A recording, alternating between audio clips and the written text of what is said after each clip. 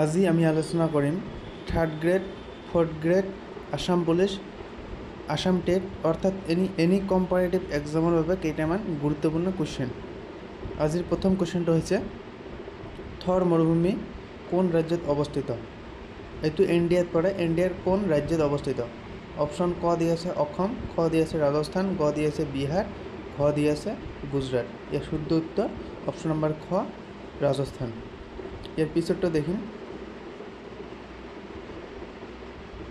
অসমৰ কোনখন উত্তৰ ভাৰতৰ নদী? ক আছে নৰ্মদা, খ আছে কৃষ্ণা, গ আছে কাবেৰী, ঘ আছে গংগা। এই শুদ্ধ উত্তৰ হৈছে গংগা। গংগা সকলোৱে জানে গংগা উত্তৰ ভাৰতৰ এখন বৃহত্তম নদী হয়। ইয়াৰ পিছৰটো দেখিম ইয়াৰ পিছৰটো হৈছে ভাৰতবৰ্ষত কেইটা প্ৰাকৃতিক ভাগত ভাগ কৰিছে? অপশ্যন ক আছে 4টা, 3টা, গ নম্বৰ 2টা আৰু ঘ নম্বৰ 1টা। প্ৰাকৃতিক ভাগ সাধাৰণতে হৈছে আমাৰ যি আছিল, আমি ক্লাছ 9ত পঢ়িছোঁ, মালভূমি হয়, সমভূমি হয় আৰু কিবা কিবি 2টা আছিল। গতিকে ইয়াৰ শুদ্ধ উত্তৰ অপশ্যন নম্বৰ ক, 4টা। ইয়াৰ পিছৰটো দেখিম পৃথিৱীৰ সৰ্বোচ্চ পৰ্বতমালা কোনটো? Very important question. Option number ক পামিৰ, খ কাঞ্চনজংঘা, গ শ্ৰীসূৰ্য, ঘ হিমালয়। ইয়াৰ শুদ্ধ উত্তৰ হৈছে অপশ্যন নম্বৰ ঘ হিমালয়। ইয়াৰ পিছৰটো দেখিম হিমালয় পৰ্বতমালাৰ পৰা বৈ অহা নদী তিনিখন হৈছে ব্ৰহ্মপুত্ৰ, গংগা আৰু ডেছটো কি হয়? অপশ্যন নম্বৰ ক আছে ধনশিৰি, খ আছে পাগলাদিয়া, গ আছে নৰ্মদা, ঘ আছে সিন্ধু। ইয়াৰ শুদ্ধ উত্তৰ হৈছে অপশ্যন নম্বৰ ঘ সিন্ধু। ইয়াৰ পিছৰটো পঢ়িম উত্তৰ ভাৰতৰ সমভূমি অঞ্চলত বাৰ্ষিক গড়ে কিমান বৰষুণ হয়?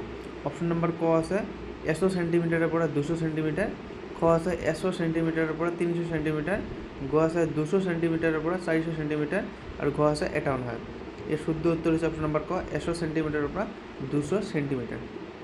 ইয়াৰ পিছৰটো দেখিম ইয়াৰ পিছৰটো হৈছে ভাৰতবৰ্ষত ঋতু কেইটা অনুভূত হয়? অপশ্যন নম্বৰ ক আছে 2, খ আছে 3, গ আছে 4, ঘ আছে 6। ইয়াৰ শুদ্ধ উত্তৰ হৈছে 4। ইয়াৰ পিছৰটো দেখিম জনসংখ্যাৰ দিশত পৃথিৱীৰ ভিতৰত ভাৰতৰ স্থান কিমান? ভাৰতৰ স্থান কিমান? অপশ্যন নম্বৰ ক আছে প্ৰথম, খ আছে দ্বিতীয়, গ আছে তৃতীয়, ঘ আছে চতুৰ্থ। অপশ্যন নম্বৰ খ হৈছে শুদ্ধ উত্তৰ দ্বিতীয়। যদি কয় যে জনসংখ্যাৰ দিশত পৃথিৱীৰ সৰ্বোত্তম দেশ কোন হয়, তেনেহ'লে হ'ব চীন। বা ইয়াত যদি ক'লেহেঁতেন সবতকৈ বেছি জনসংখ্যা থকা ৰাষ্ট্ৰখনৰ নাম কি, তেনেহ'লে চীন হ'লহেঁতেন। আৰু যদি জনসংখ্যাৰ দিশত পৃথিৱীৰ ভিতৰত চীনৰ স্থান কিমান, তেনেহ'লে প্ৰথম হ'লহেঁতেন। ইয়াৰ পিছতটো দেখিম ভাৰতৰ ভিতৰত আটাইতকৈ জনবহুল ৰাজ্য কোনখন? অপশ্যন নম্বৰ ক অসম, খ ৰাজস্থান, গ মহাৰাষ্ট্ৰ, ঘ উত্তৰ প্ৰদেশ। শুদ্ধ উত্তৰ হৈছে উত্তৰ প্ৰদেশ। ইয়াত যেনেকৈ 16 নম্বৰ কৈছে ভাৰতৰ ভিতৰত আটাইতকৈ জনবহুল ৰাজ্যখনৰ নাম কি? ইয়াত আমি দিছোঁ উত্তৰ প্ৰদেশ। আৰু যদি ক'লহেঁতেন ভাৰতৰ ভিতৰত আটাইতকৈ মাটিকালি থকা ৰাজ্যখনৰ নাম কি, তেনেহ'লে হ'লহেঁতেন ৰাজস্থান। ইয়াৰ পিছতো দেখিম 17 নম্বৰ কুৱেশ্যন আভ্যন্তৰীণ প্ৰব্ৰজন কেই প্ৰকাৰ? অপশ্যন নম্বৰ ক আছে 2, খ আছে 3, গ আছে 4 আৰু ঘ আছে 51। ইয়াৰ শুদ্ধ উত্তৰ হৈছে 2। ইয়াৰ পিছতো দেখিম 18 নম্বৰ কুৱেশ্যন ভাৰতে কেতিয়া স্বাধীনতা লাভ কৰিছিল? এইটো সকলোৱে জানে, এইটো দেখি ল'ব। ইয়াৰ পিছতে দেখিম ভাৰতবৰ্ষত কেইখন কেন্দ্ৰীয় শাসিত অঞ্চল আছে? ভাৰতবৰ্ষত কেইখন কেন্দ্ৰীয় শাসিত অঞ্চল আছে? ইয়াৰ শুদ্ধ উত্তৰ আমি পঢ়িম। অপশ্যন নম্বৰ ক আছে 6খন, খ আছে 7খন, গ আছে 8খন, ঘ আছে 9খন। শুদ্ধ উত্তৰ হৈছে অপশ্যন নম্বৰ খ 7খন। দিল্লী আছিল, আন্দামান নিকোবৰ আছিল, দমন আছিল, দিউ আছিল আৰু কিবা কিবি আছিল। ইয়াৰ পিছতো দেখিম 20 নম্বৰ কুৱেশ্যন অন্ধ্ৰপ্ৰদেশৰ ৰাজধানী ক'ত? অপশ্যন নম্বৰ ক হৈছে পানাজী, খ চিমলা, গ লক্ষ্ণৌ আৰু ঘ অমৰাৱতী। এই শুদ্ধ উত্তৰ হৈছে ঘ অমৰাৱতী। আৰু পানাজী হৈছে গোৱাৰ ৰাজধানী হৈছে পানাজী। ইয়াৰ পিছতো দেখিম ইয়াৰ পিছতো হৈছে ভাৰতৰ কিমান শতাংশ লোক কৃষিজীৱী, অৰ্থাৎ ভাৰতৰ কিমান শতাংশ লোক সাধাৰণতে কৃষক হয়। অপশ্যন নম্বৰ ক আছে 60%, খ আছে 50%, গ আছে 70%, খ আছে 51, ওপরের 51। গতিকে অপশন নাম্বার গ আছে শুদ্ধ উত্তর 70%। এর পিছনটা দেখুন 24 নম্বর কোশ্চেন, পার্বত্য অঞ্চলত প্রধানকৈ কি গছ পোৱা যায়?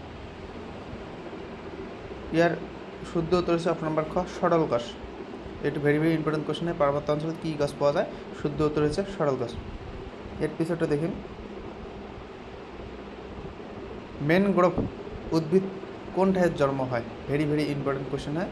অপশন নাম্বার ক হয়েছে মালভূমি অঞ্চলে, খ আছে উপকূল অঞ্চলে, গ আছে দাক্ষিণাত্য মালভূমি অঞ্চলে, আর ঘ আছে উপরে এটা নয়।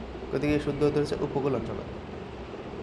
এর পিছনটা দেখুন পেইরি কোন মহাদেশত অবস্থিত? পেইরি কোন মহাদেশত অবস্থিত? এর শুদ্ধ উত্তর হয়েছে অপশন নাম্বার গ উত্তর আমেরিকা। আজিৰ ভিডিঅ' এইখিনিয়ে। যদি ভিডিঅ'টো ভাল লাগে তেনেহ'লে লাইক কৰিব, কমেণ্ট কৰিব আৰু এনেধৰণৰ নতুন নতুন ভিডিঅ' পোৱাৰ কাৰণে চেনেলটো ছাবস্ক্ৰাইব কৰিব।